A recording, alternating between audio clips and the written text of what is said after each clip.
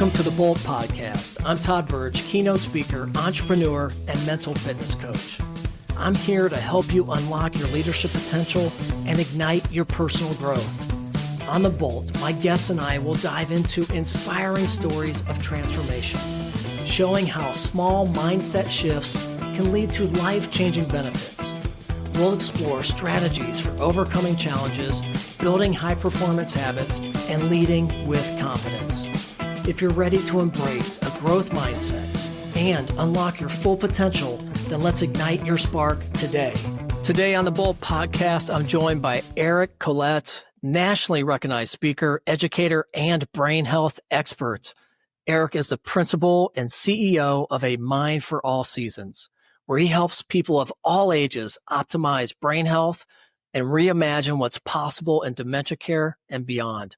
He's not only a leader in healthcare innovation, but he's also a lifelong learner who blends science, creativity, and compassion to inspire growth.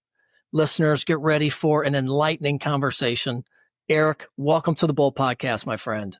Oh, thanks, Todd. It's awesome to be with you. Oh my gosh. So I really enjoyed our conversation several months ago. You and I have a lot in common, except for music. You are an accomplished musician. I am not. I can dance, but I can't play. But aside from that, you and I have a lot in common.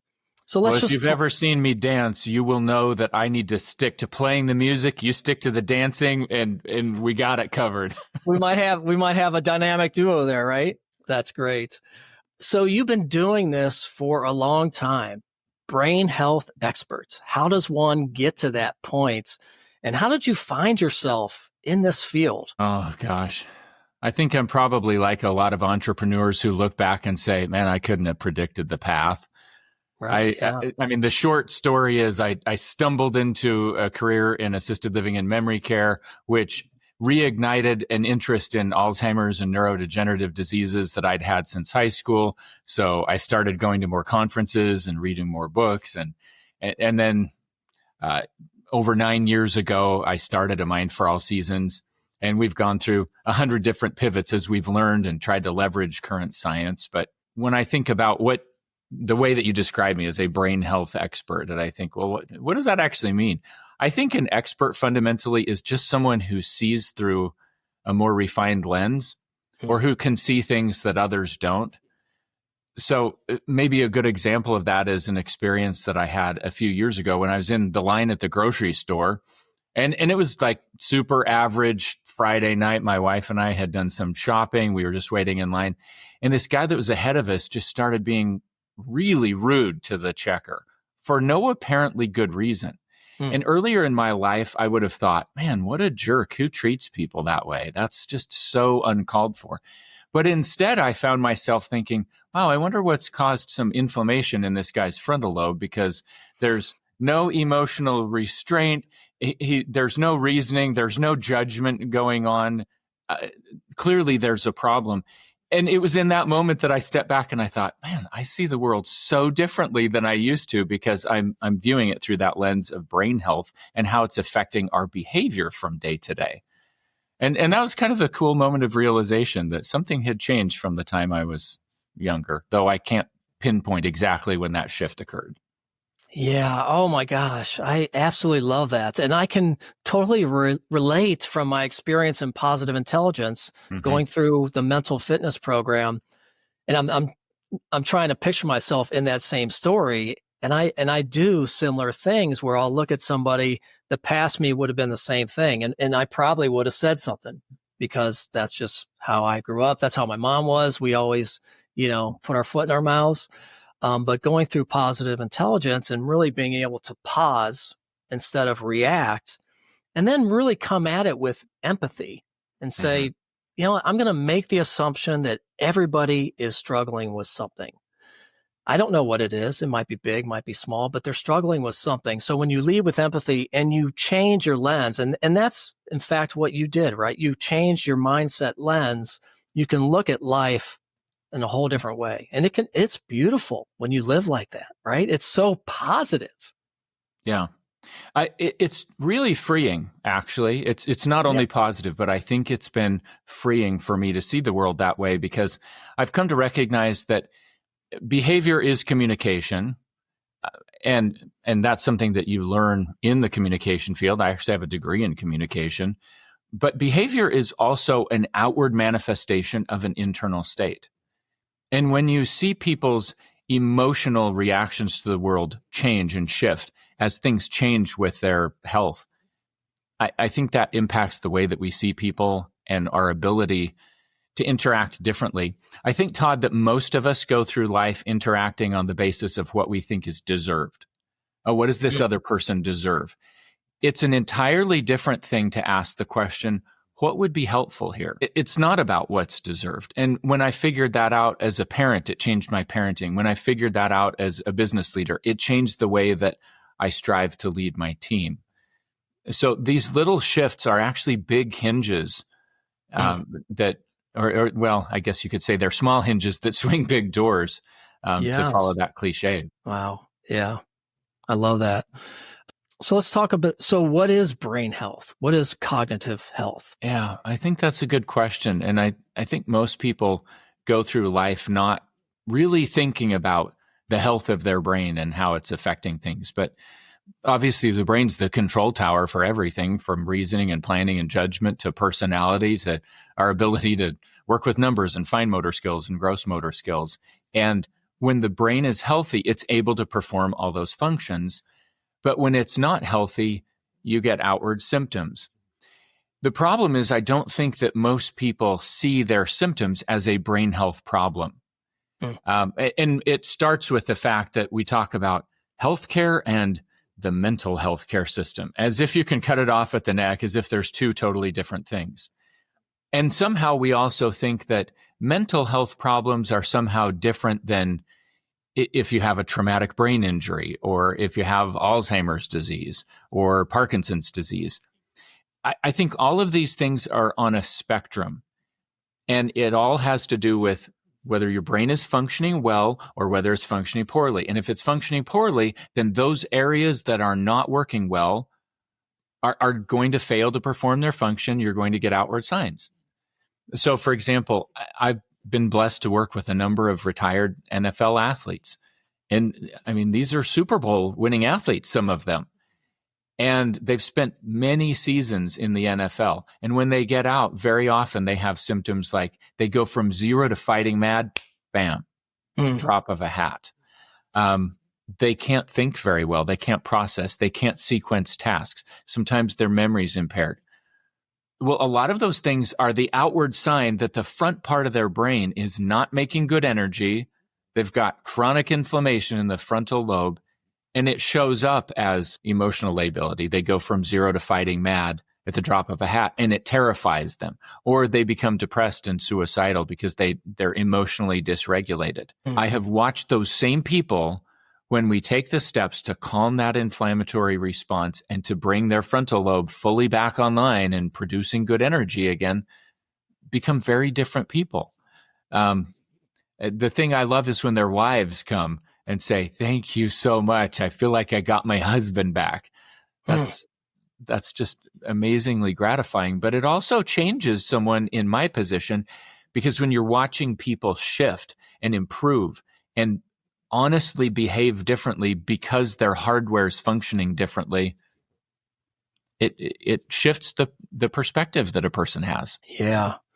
That's got to be incredibly rewarding, the role that you're in, to be able to have somebody come to you with a challenge and be able to guide them through a process and see them come out in a better form than they were when they first met you, and in some ways changing their life, all their relationships, everybody that they serve. I know, and I think I mentioned this to you, but my mother has been diagnosed with early Alzheimer's.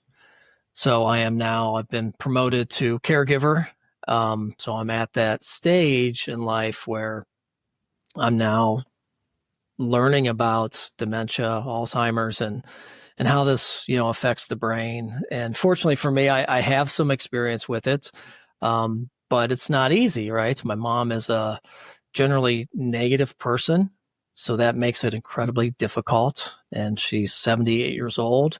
So and I'm sure you experience this, they're set in their ways, right? So I have all this positive intelligence, mental fitness work that I can provide her and guide her, but she doesn't want to hear it from me, maybe from an expert like yourself. But it's challenging, to watch her, even in this early stage. She'll tell me something, and then 5 minutes later, she'll ask me the same question. Now she knows who I am, and she still has some long-term memory, but the beginning of this process is there, and it's very frustrating for her. And somebody who's already kind of has a negative mindset, it's a challenge. So I can relate, and it'll be interesting as we go along through this process. But I guess where I was leading with it, Eric, is it all comes down to really the commitment to take action, right? It's all about change, and we know change is scary, especially as somebody gets to that age of 70, 80 years old, and they're set in their ways, right? Mental health wasn't a thing, brain science, neuroscience, neuroplasticity, these weren't things that we were talking about. And so they were just used to their comfort zone and hitting that default button. How do you, when they come to you, they've already said, hey, I need help. But what I'm really interested in is how do we get people, right? More people to come to you, to make that choice to say, I think there's something else going on here. And I'm okay. I'm willing to take some action to try to understand it and then potentially make it better. Yeah. A lot to unpack. Sorry, but no, that's great. It's a good question, Todd. And it's one that I ask myself every day, because I honestly believe that millions of people desperately need the kind of work that my team and I do. Uh-huh. And I'll give you two different answers, because there's kind of two different points that we can talk about. There are people like your mom who are already showing symptoms of horrible neurodegeneration. One of the interesting things about a disease like Alzheimer's is we know that the pathology is there. The tangles and plaques that show up in the Alzheimer's brain, they are starting to build up 20 or more years before the first symptoms even show up. And most people miss the first symptoms because we've confused in our world what is common with being normal. There's a huge difference between common and normal. Yes, it's common that people get progressively more and more forgetful and they lose cognitive functioning, but that is not normal aging. That's evidence of disease. But when 1 in 3 seniors is dying with Alzheimer's or another type of dementia, it's super common, and it's easy to confuse that as, oh, that's just what happens as you get older. No, that's not true. But most people think, oh, I had another brain fart, or I had a senior moment. They even joke about it. Mm-hmm. And I'm not saying that there aren't moments where we experience some forgetfulness. There are certain things that happen to all of us that are totally normal. But when things are getting progressively worse, that's a symptom. And most people miss that. So then they live for a few more years and things get bad enough that everyone around them is recognizing something's off. So part of your question is, well, how do we approach those people? So let me answer that first, and then I'll go upstream a little bit, which I think is even more impactful. When someone's already struggling, the biggest thing that I see in 25 years of working with people with these types of diseases that can produce positive momentum is to help people understand that there's something that they can do. Mm-hmm. Most people have grown up believing that if you get a disease like Alzheimer's, you're hosed. Most people still think that it's a genetic issue, and if you have those genes, there's not a darn thing that you can do about it. You're just going to go down in flames. So you might as well ignore the fact and just make the most of life while you can. And we know so much more than that. We know that there's a lot that we can do to improve the brain.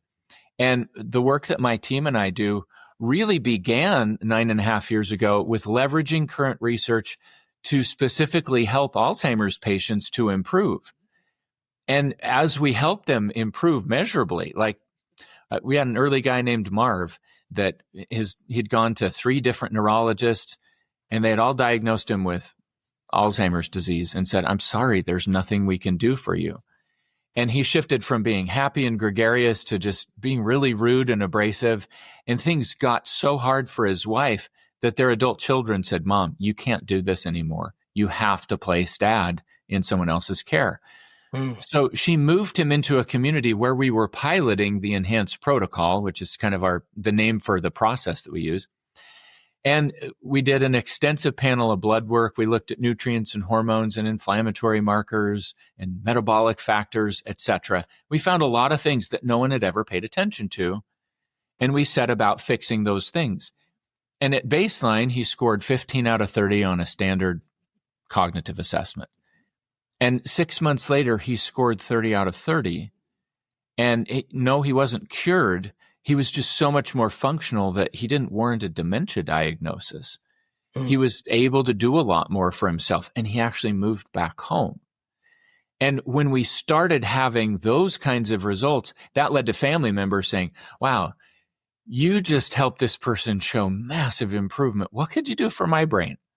And they would say things like, "Oh, I've been in a car accident a couple of years ago. I've never been the same since. I can't sleep. I can't focus and concentrate to save my life. But if you can help someone with dementia have measurable improvement, what could you do for my brain?" And that opened up a whole different world of possibilities, and I started seeing things differently. So again, if someone already has symptoms, helping them know that they're not stuck, that there is something that they can do. There's not a cure for Alzheimer's disease, but there's a lot that we can do to live better with it and to maintain a higher level of independence. I think that gives people hope. And when people have hope, there's an openness to try. So before I move upstream, I'm curious if there's anything that you have further questions about regarding that sort of downstream situation that your mom is in and how to have that conversation. No, I love that. And I think that's the key word is hope, and it's inspiration, right? We can lead a horse to water, but we can't make the horse drink the water. So all we can do is inspire, motivate, and present hope. And that's all we can do.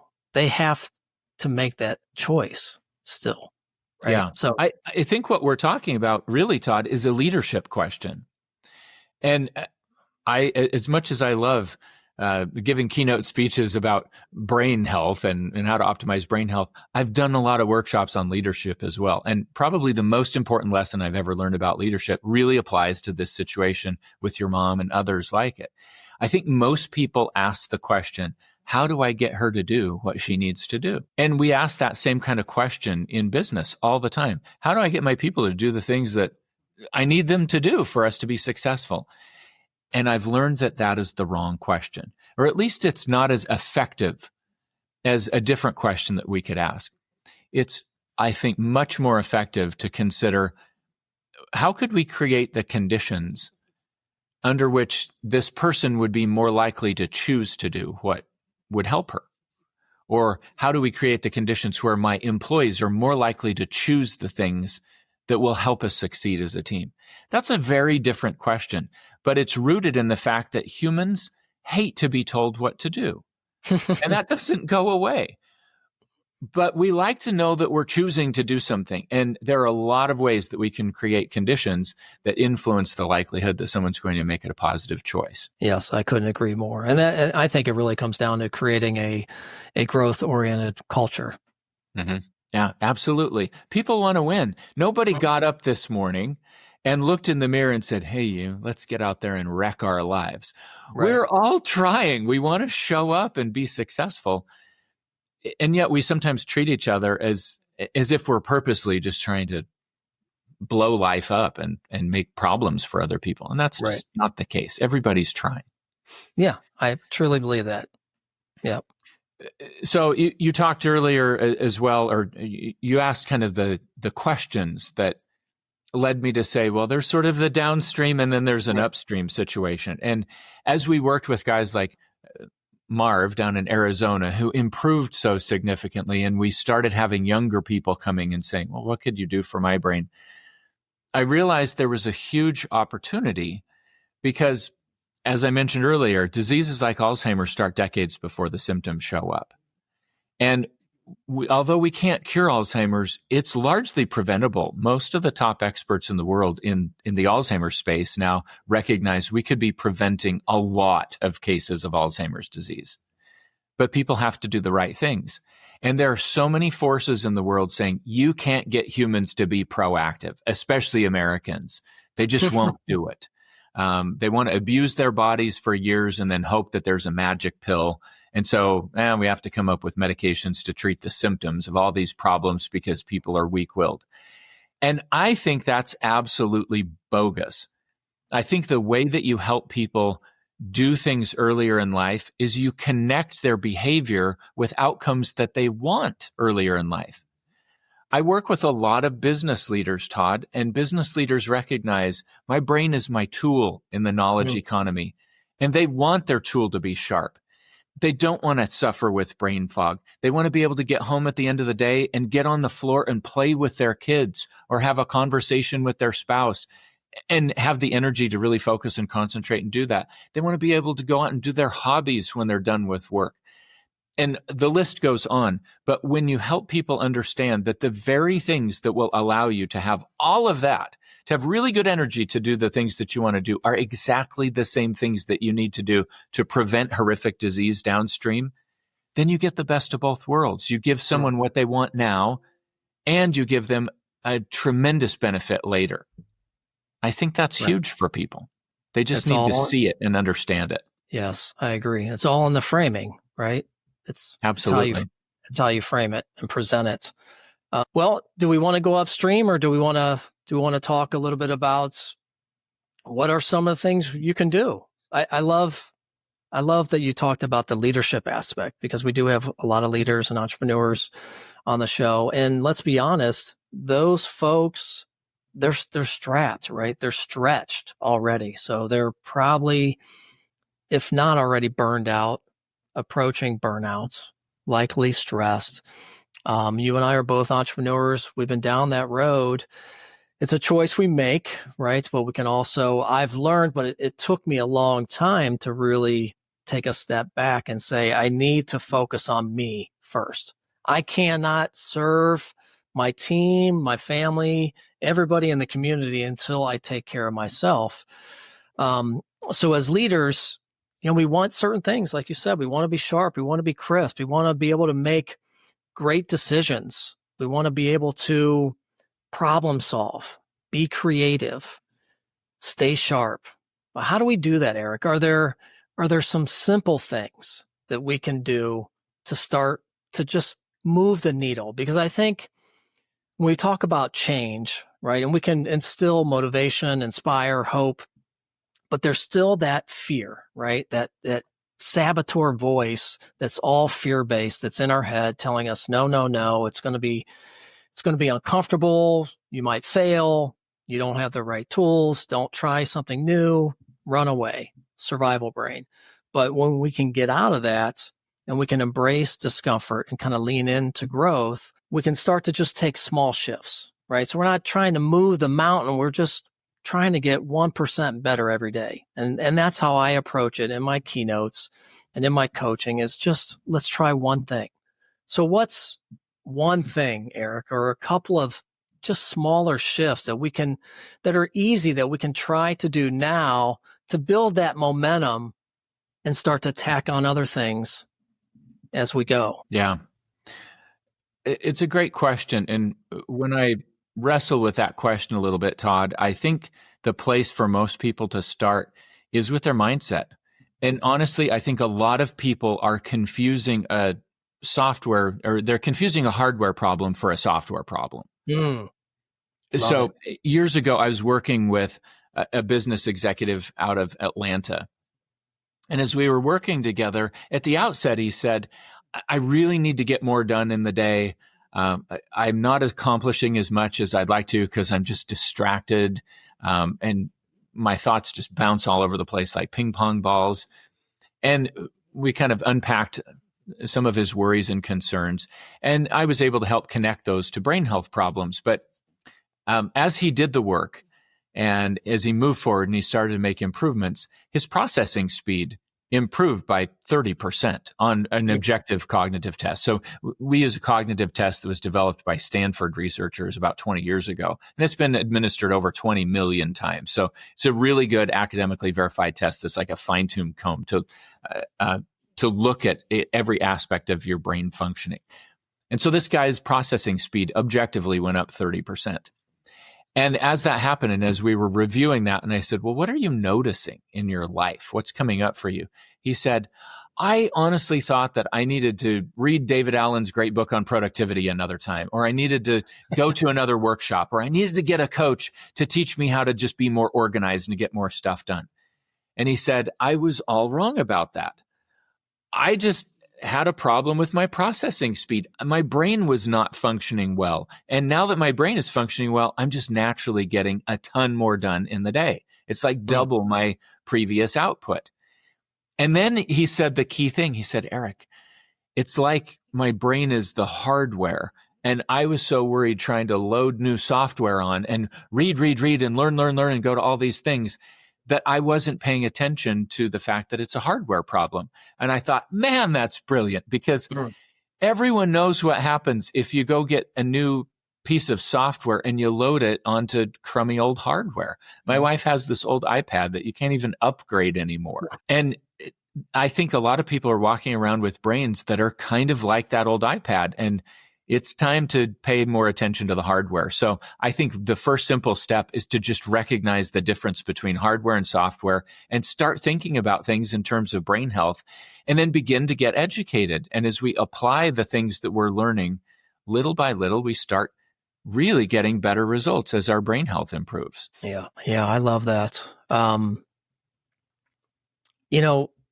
Something I wanted to talk about a little bit, Eric, and I didn't send this to you when we were initially talking, but is discomfort. I think a lot of us stay away from discomfort for fear, afraid of trying something new.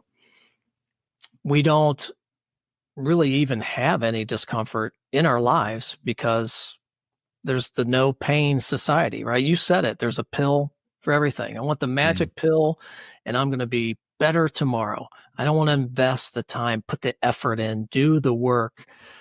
So we don't experience discomfort, and we're not used to discomfort. We even try to regulate our heating and cooling, right? So we don't even experience, and that's why cold plunging is so popular, so that we can get that discomfort back into our lives that we were so accustomed to when we were out running through the plains trying to kill animals.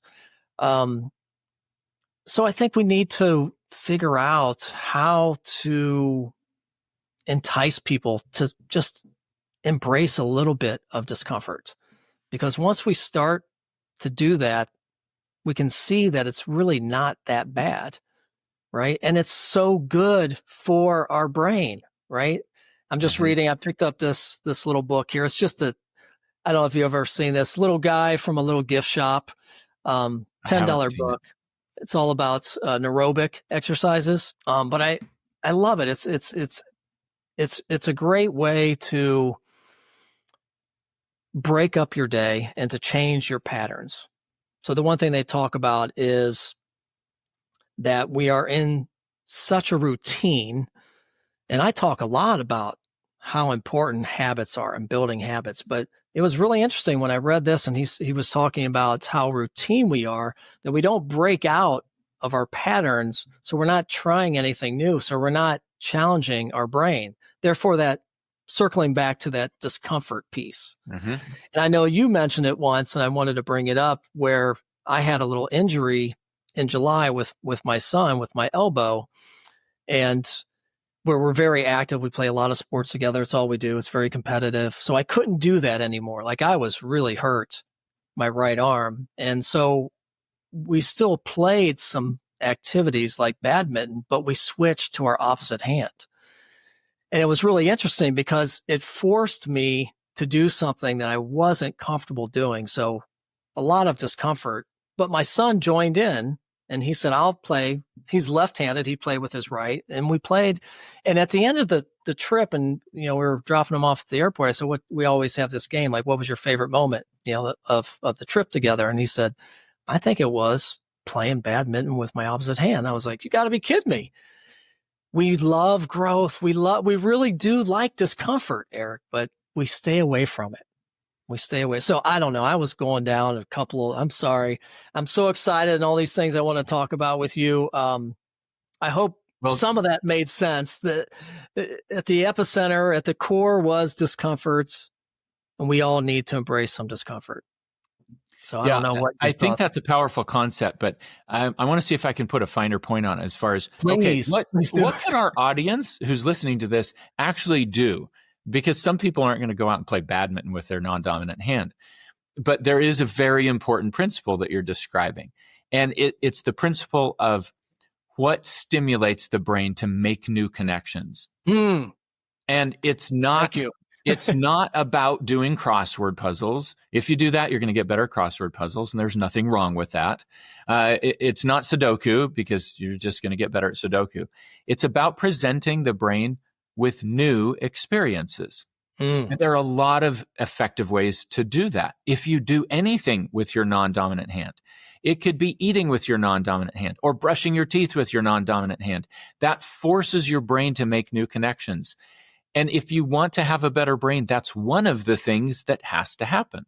You've got to stimulate new synapses. If you are traveling and you don't use a GPS, well, that's going to force some new connections. If you're learning a new language, if you're learning an instrument, that's forcing new connections. So anything that is new for the brain, yes, there's some discomfort, but it's really good for us. As you talked about discomfort, Todd, you reminded me of a quote from one of my best friends, Jonathan Roach, who is he's an executive and elite athlete mindset coach. Like 4 of his coaching clients were in the top 10 of the recent Masters tournament. That's the level that Jonathan's coaching at. Lots of NFL, PGA, NBA, Major League Baseball athletes. And Jonathan and I were talking years ago when he first said, hey, Eric, if you get comfortable being uncomfortable, you become unstoppable. I love that concept. And a lot of what you were talking about when you sort of hinted at creating levels of discomfort, like cold plunging, really gets to a principle that I think people need to understand. If they want to have a better brain, they need to understand the principle of hormesis, or hormetic stressors. Hormesis is a stress on the body that it causes some mild discomfort, but it stimulates the body to become more resilient. So the easy thing that people can relate to is weight training. You're tearing down muscle. It's uncomfortable. I don't know that many people who love the feel of the burn that they get as lactic acid is building up in the muscles and we're tearing down muscle. But it stimulates the body to build back stronger. So what does that have to do with brain health? Well, when our energy level drops, then we get symptoms. And in the brain, you have a huge immune system in the brain. By volume, roughly 50% of the cells in the brain are not neurons, they're immune cells. And when the immune system turns on, energy production drops. So, Todd, think about the last time that you got sick with some nasty virus. Probably one of the earliest symptoms that you noticed was crushing fatigue. Mm-hmm. If you come down with something really bad, you feel like you're coming down with it, and you go climb back in bed, and you can sleep 20 hours a day and still feel exhausted. And that is because when the immune system cranks up, our energy production drops. Well, that can happen throughout the entire body, or it can happen in a localized area like the brain. So when you have a mental health problem, or when your brain is just feeling foggy, in a lot of ways what's going on is the immune system is revved up to some degree. You have an inflammatory response, and you have this low energy. So anything that we can do that increases energy production and calms inflammation is going to be helpful for the brain. That's why there's so many options that help to make a difference. Brain health is never about one thing. It's always about many, many different factors. So, for example, when it comes to stressors, if you have cold exposure, that stimulates your body to make more and bigger mitochondria. the energy producers of the cells. And there's a whole lot of other good physiology that occurs alongside that. Well, if you're producing more and bigger mitochondria, you have greater energy output. And that means that your brain's also likely to function better as a result of it. The same thing happens with heat exposure. The same thing happens when we're fasting and we're having that hormetic stress on the body of giving it a reason to become more resilient. If you're doing breath work and you're doing breath holding exercises, hypoxic breathing exercises, we call it. Well, that's also stimulating the body to make more and bigger mitochondria. So a lot of what we have are, I like Dr. Ben Bickman's term for it, the plagues of prosperity. We have such a comfortable world where the body isn't stressed and it's killing us. We need stress to do better. We need the right amount of stress. So yeah, people can look for opportunities to be a little bit uncomfortable. If people want to make their brains better, there's kind of two broad categories.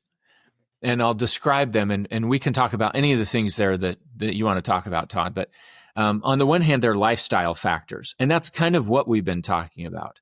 And there's a short list of things that could really be areas that people could focus on.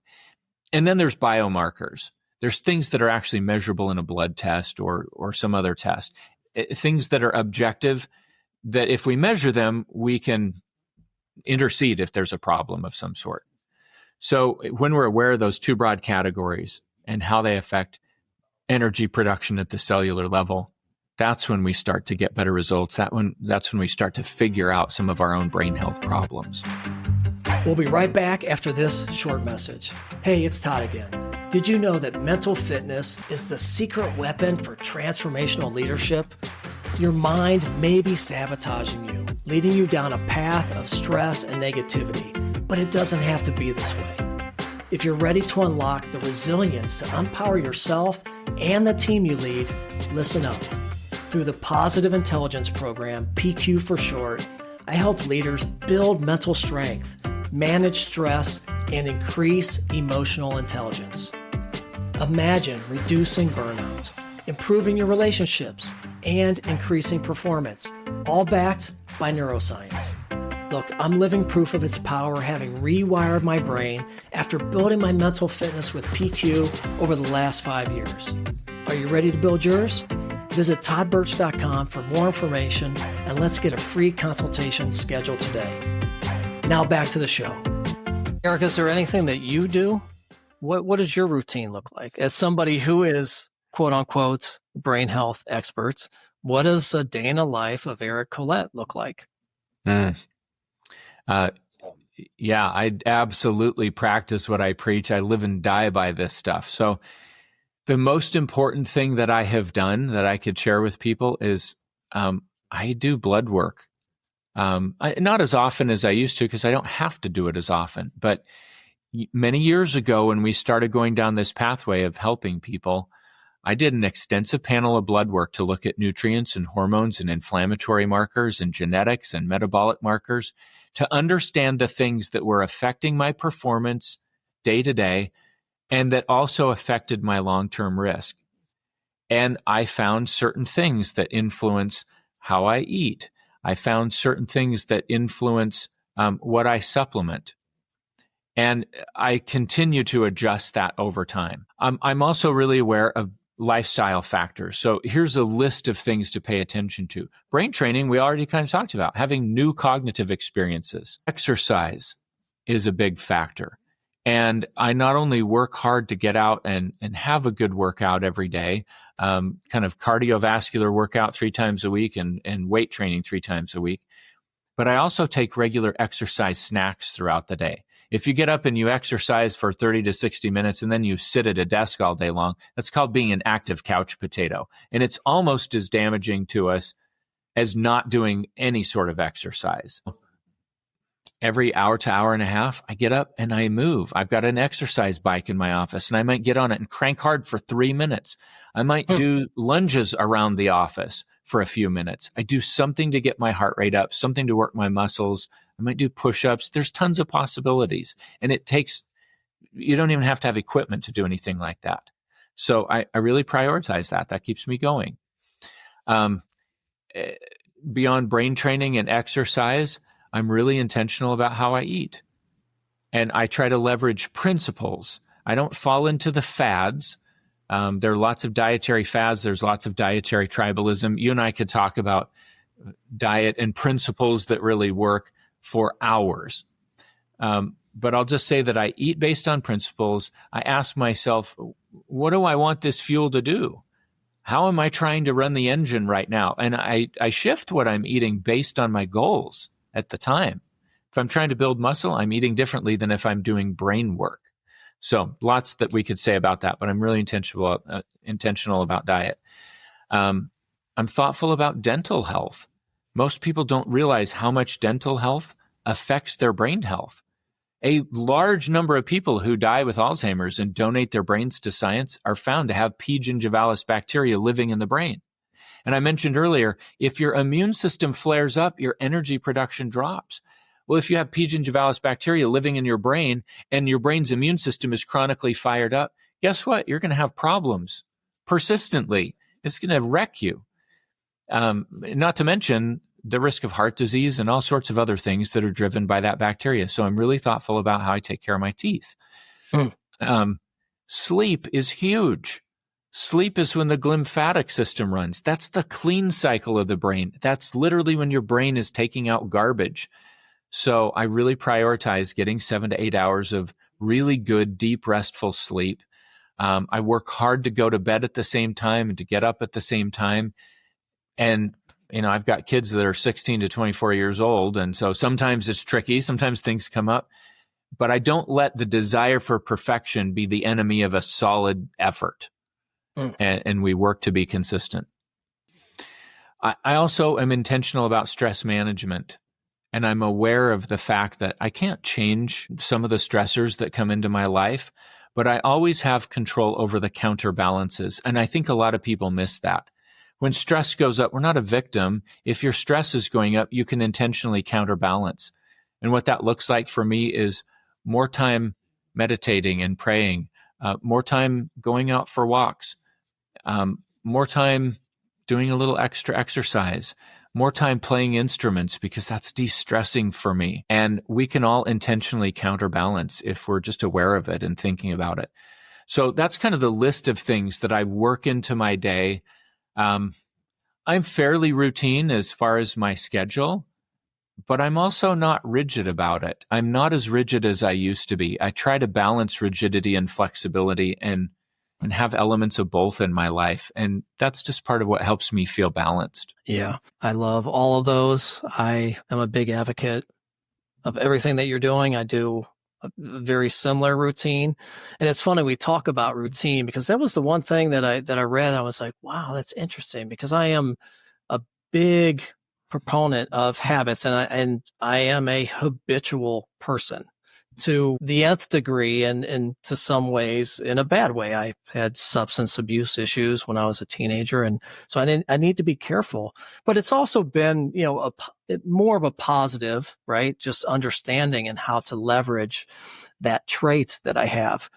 But I track everything, and I've done it for years. And I have this crazy spreadsheet and this process, and I've showed it to people and they say, oh my gosh, that is insane that you do that.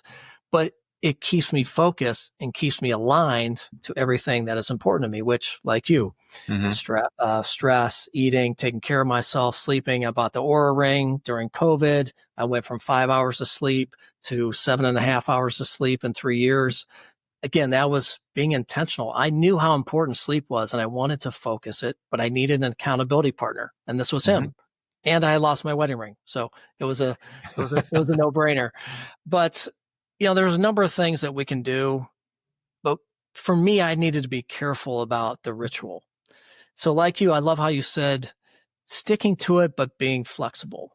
So I have a wife who's very flexible and not very structured like I am. So I've leaned on her and kind of her traits to allow me just to kind of be a little bit more laissez-faire and go with the flow a little bit. But after reading this and understanding that, you got to be careful about getting too routine, Like take a different route to work, right? We can get in that, I call it Groundhog Day. And that's essentially the comfort zone. That's the killer, right? That is the comfort zone, the fixed mindset. Then we're on our path to slowly dying. And that's that default button. Same thing. Get up, make breakfast, kids to school, go to work, come home, wash the dishes, take the dog out, watch Jeopardy, say a prayer, and go to bed. And then let's get back up and do the same thing. But what if you took a different path to work? What if you tried a different station or a different podcast or did something with your opposite hand, right? But just not being so rigid. So I don't know. I just wanted to focus on that because I think it is important for some of us who are really routine people. And that's what we want. We want to get it. We talk about atomic habits. It's all about getting into, we want these to be our new default, right? We want to get rid of the bad habits, create the new ones so they are easy, so we don't have to think about them. But that can also be a detriment. We need to be careful. So I think that's an important piece that I learned recently that I was not aware of. Yeah, I think it's such a good point. And Todd, it really speaks to one of the most important lessons I've learned in my entire life. If I could go back and talk to my younger self, I would teach this principle. And it's something that I share with a lot of my clients as I'm coaching them, because we live in a very polarized world, increasingly so. And I mean, as well as anybody that it's gotten ugly out there. There's a lot of hatred and unkindness. And I think a lot of that polarization is also at the core of this discussion that we're having. I know they seem disconnected, but I think they're actually deeply connected when we learn how to see it. So one of the most important things that I've learned in my life is that if you prove contraries, that's where you find truth. And a contrary, if you go back to the 1800s and earlier, did not always mean an opposite. Sometimes it meant things that were both equally true, but they tugged against each other. So, for example, consider justice and mercy. That's an easy one for most people to wrap their heads around, because the opposite of justice is injustice, and that's not merciful. The opposite of mercy is to be unmerciful, and there's nothing just about that. But how can you be perfectly just and perfectly merciful at the same time? Well, I think ultimately only God can do that. But do you see how they tug against each other? If you listen to two things, if you find yourself saying, well, is it this or is it that? When the answer is yes, then you're dealing with a contrary. And life is full of these contraries. So justice and mercy, community and individuality. Is it good to sacrifice for the community? Absolutely. But if you do that at the expense of yourself, and to your earlier point, Todd, you're talking about basically putting on your own oxygen mask. If you fail to do that, then you die an early death and you're no good to anybody. You can't contribute to the community anymore. But so it is good to take care of yourself, but if you do that to the exclusion of everything else and you never say yes, you never make a sacrifice for the good of others, well, then you're just a selfish, egotistical narcissist. And nobody likes that, and you're not going to go very far. So is it important to give to the community? Yes. Is it important to take care of yourself? Yes. But they tug against each other all the time. There's love and law. There's truth and tolerance. There's men and women. Men and women aren't opposites. They're contraries. They're different. They tug against each other. But we need both to be centered. We absolutely need both. And I think when we learn to see those contraries in life, first of all, we recognize that they are all around us. And second of all, we recognize that when we're getting too extreme on one side, that's when we need to pull back toward the opposite side. That's when we need to recognize the contrary that has to be coupled with it, or else we are imbalanced. So, I mean, we could go off in the weeds even in the political spectrum, and we could talk about the value of the ideas that both political parties in the United States have. Is there value on both sides and their ideologies and their mindset? Absolutely there is. That's why half the people go one way and half the people go another way. But it's only when we sit with all of those ideas and say, how are we going to wrestle with all this stuff at once that we actually get somewhere? So part of what you were describing earlier is this contrary to prove between flexibility and rigidity. is it important to have some definites in life, some things that we do without fail every single day? Yes. Is it important to learn to be flexible, to roll with unpredictability, and to deal with uncertainty? Absolutely. But too much flexibility and not enough rigidity, and we become imbalanced and we don't accomplish things that we need to. Too much rigidity without enough flexibility, and most people probably aren't going to want to be around us because we're so routine that the minute something goes wrong, we fall apart. Right. And we're a mess. So learning to sit with those things makes a huge difference. And if I had seen that earlier in life, I think I would have found tremendous peace earlier in my life. I think I would have been more open to anything that people wanted to share. I don't feel threatened by someone who has a different view than I do. I actually find myself really interested, and I just want to lean in and learn more because there's always something on the other side of what I'm thinking that I haven't seen yet. And I think that really is a key for all of us to find greater balance in our lives. Yeah, and it all comes down to balance. I have a good friend that's in my thinking group, and he often says it's like a dial, right? You just need to tune in the dials a little bit, right? If you're a little bit too much one way or too much another way. It's tricky, and it takes time to be able to manage that. But I think, to your point, just being cognizant of the fact that there are these two different things, and we need both, and we need to dial them in and just be balanced. No, I absolutely love that. And this leads into our next kind of section that I wanted to talk about, Eric. You talk a lot about being a lifelong learner, which that's what this show is all about cultivating a growth mindset. We say, if you're not learning, you're not leading, and you're not living. Like, that's just it for me. And, we talked about that continuum, that mindset continuum that I created, and trying to find the correlation between why we dip below the line in a fixed mindset and why we come above the line into a growth mindset. How do we get to a place of lifelong learning and stay there? And I think it comes back to curiosity. And you and I had a long discussion, about curiosity, and not just the novel aspect, but epistemic, right? The desire for knowledge, the deep learning. And you just said it, that people are going to have other thoughts and ideas. And yeah, you can be in a fixed mindset, close down and walk away, or you could lean in and just be open, change your lens, have some empathy, and not make any assumptions and not react, and just listen, pause, and then reflect. And maybe you respond, maybe you don't, but that all takes time. That's the Viktor Frankl, having the space to choose your response. But we got to have the space. And I think people just move so quickly and they make assumptions and they react. If we all just slow down, and that's the meditation, that's doing the mental fitness work, that's being in tune with your emotions, your EQ, your PQ, then we can start to just be more cognizant.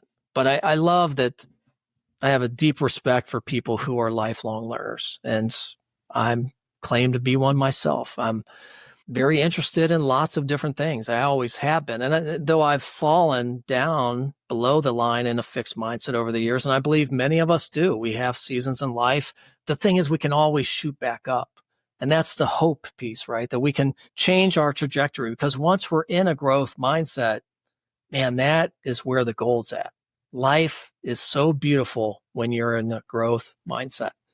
And as we talk about brain health, cognitive health, I mean, that's definitely where it's at. We're constantly pushing ourselves. We're being extremely curious, igniting our spark every single day to just learn a little something new, something that we haven't experienced before.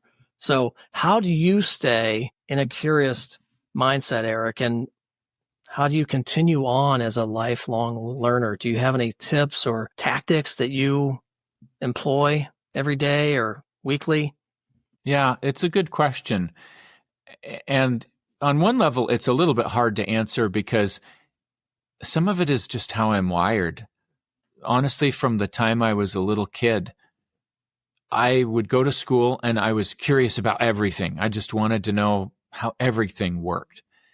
And then I would come home and probably drive my mother bonkers because I would regurgitate everything that I had learned. Mom, I learned about this. And guess what this? And to her eternal credit, she would just listen and let me share because she had the wisdom to recognize that when I was reteaching it to her, that was solidifying it. That was me learning. And she let me do that, even though she probably had to bite her tongue sometimes. So I've tried to do that for my own children. But to put a finer point on what I do, number one, I really work hard to ask better questions, both of myself and of other people. And I'm constantly thinking about, well, what questions am I asking? And how could I ask a more effective question so that I could see something that I wouldn't otherwise see? And I pay attention when other people ask really good questions. Sometimes I even write them down. And I keep a journal of things that I'm learning because we can't possibly keep track of all of that. And every successful person that I know keeps a journal and just writes down the little nuggets that they're picking up along the way in life. That's another thing I wish that I had started doing when I was younger. Yeah, it's only been about the last 10 years that I've really been good about carrying around a journal and just collecting the nuggets along the way. Mm-hmm. I think also just intentionally reading broadly and listening broadly. I've taught music history classes for 25 years now. And one of the reasons that I still do that, aside from the fact that I love music, it's been an important part of my life, is that it keeps me engaged in a field that's completely different from brain health.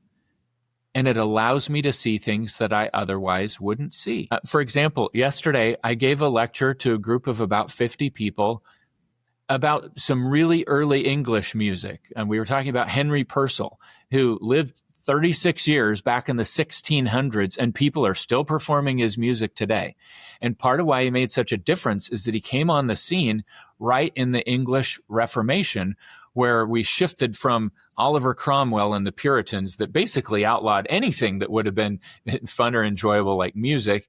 And the monarchy came back into power, and people were hungry for music everywhere. They wanted music at church. They wanted music in the court. They wanted music on stage with plays, and they were kind of making up for lost time. And so here's this guy that came in and really leveraged an economic opportunity based on a cultural shift. And I found myself yesterday thinking, man, we are in the midst of such cultural shifts. There's so many opportunities. When the pendulum swings, that's when opportunity is there.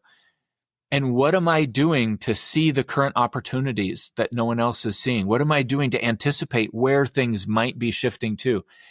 And I never would have been in that space if I wasn't reading about and thinking about some dude from the 1600s that most people don't even know about anymore, but enough know about that his music still gets performed on a regular basis. I think that's the key to finding creative new solutions. You go to places that you don't normally go to, and it unlocks things for you. And every successful person that I know that I've really studied is pretty broad in what they read, and that fuels creativity. Mm. Yeah, I've heard that several times. And actually, a lot of the guests that I have on the show, in particular authors, are well-read, broad terms. And I am not. And it's been something on my list that I want to look into. I'm very much a nonfiction person. And if it's not going to help me in my speaking or in my business, if it's not a business book or something on the brain or neuroscience or coaching, I don't pick it up. So it's interesting. It's something that I want to explore, but I do have other outlets. I go to the park. So for me, nature is my place to really kind of unwind and think about things in a different way. So I like the calmness. I like the peace and quiet without the distractions, without the noise. But that's a really great point, is to again, it's that discomfort, right? Going outside, trying your other hand. I just love that visual, right? I just want to use my left hand because it's my non-dominant hand. So Todd, are you cool if I put on my coach's hat for just a minute and nudge you just a little bit? Let's do it. Let's do it. So you talked about how you mostly read nonfiction. Mm. And I totally understand that. On the surface, it seems like, well, that's where all the practical stuff is. That's what's going to affect your business and your life. And there's a strong case to be made for that. But when you think about books that have changed the world, it's actually a relatively short list of books. Think about things like Uncle Tom's Cabin by Harriet Beecher Stowe. It contributed to the start of the Civil War. It was changing minds. What are the things that you're trying to do in your business? Well, you're trying to influence people. You're trying to change minds. You're trying to get people to move in a certain direction. You're trying to get better at communicating with people. When you look at something like Dostoevsky's works, like Crime and Punishment, my goodness, if you haven't read that and you haven't dug into the way that those characters are developed and what they say and how they handle life, and if you haven't sat back and considered, wait a minute, Dostoevsky had to know so much about so many different types of people to be able to write them in such a compelling way, then all of a sudden fiction isn't fiction. Fiction is someone's mind that had to dump all these ideas out on paper in a compelling way. And fiction, when it's done really well, and we're talking the books that have changed the world, when it's that level of fiction, you are talking about people who understand other humans at an incredibly deep level. And if you want to know better how to interact with other people, you can get acquainted with a lot of individuals through reading fiction that you never otherwise would have the time or the capacity to get to know at such a deep level. You can think differently based on what you're reading there. And it had to come from someone. So when I'm reading fiction, I'm constantly thinking about, wow, what does this author know? And what have they experienced that leads them to be able to write in such a compelling way?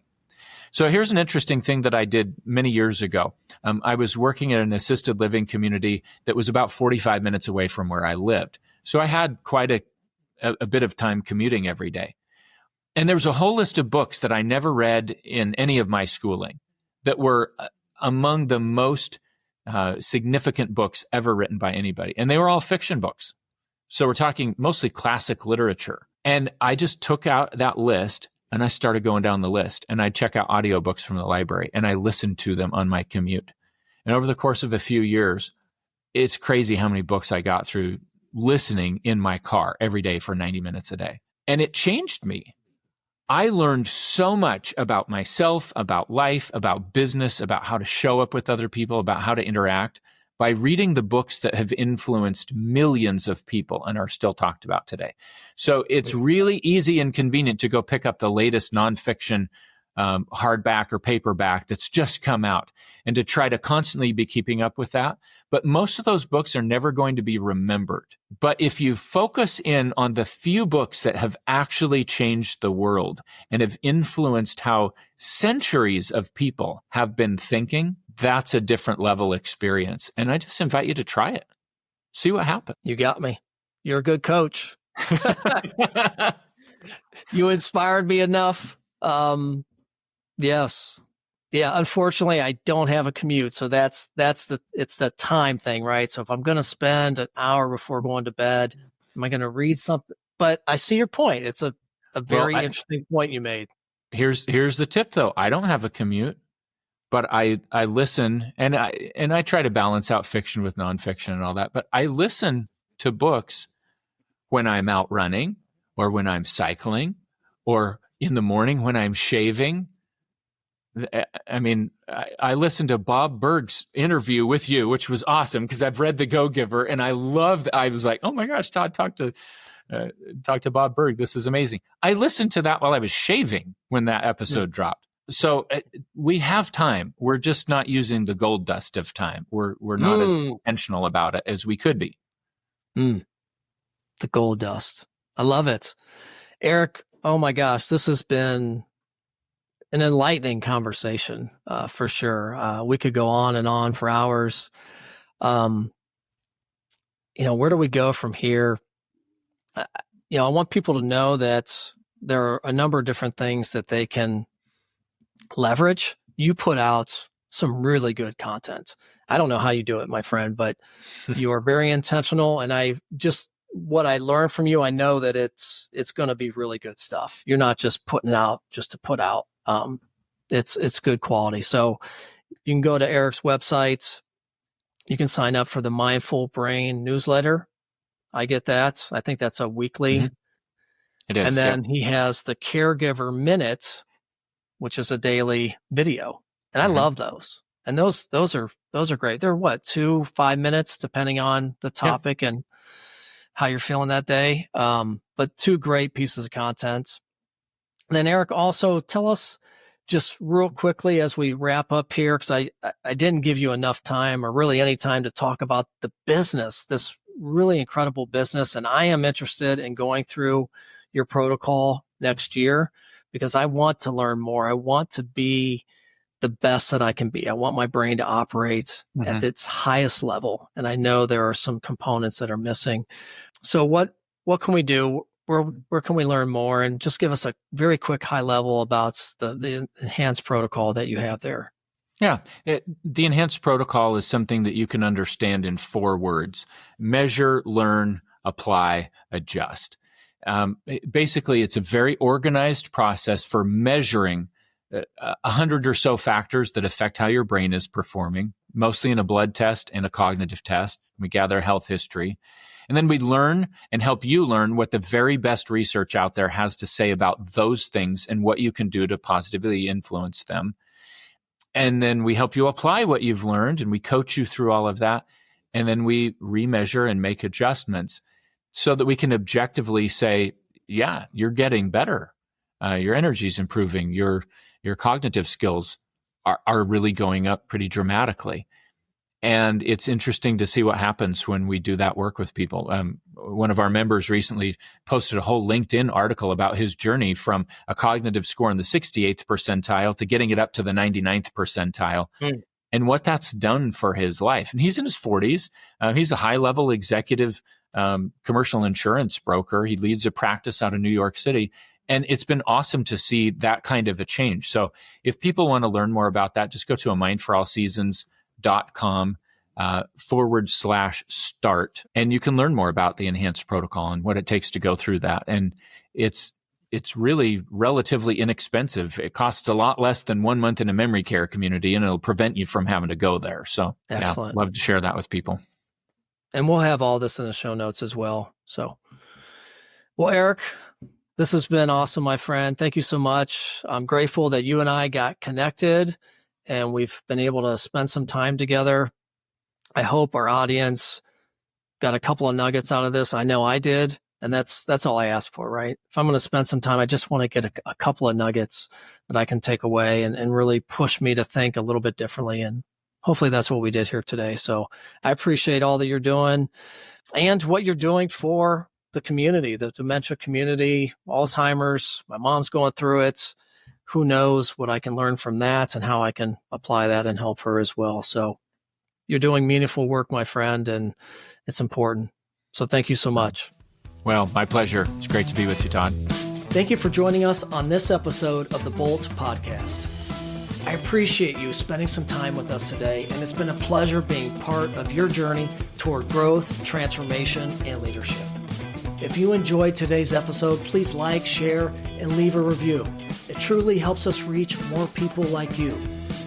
Interested in taking your leadership to the next level? Visit toddbirch.com to learn more about my keynote speaking, corporate training programs, and my positive intelligence coaching. Look, I'm here to help you build the mental resilience and leadership skills that drive lasting change. And remember, progress comes from small, consistent steps. Keep moving forward, my friends. And before we wrap, a quick reminder that the information shared on the Bolt Podcast, along with anything from toddbirch.com or all my social media channels, is for informational and educational purposes only. We all need support, and if you're seeking meaningful guidance, one of the best things you can do is talk to a licensed professional, whether that's a physician, therapist, or coach. Hey guys, take care of yourself, stay kind to your mind, and remember, help is always available when you need it. Thank you for being here. I appreciate you, and we'll see you next time.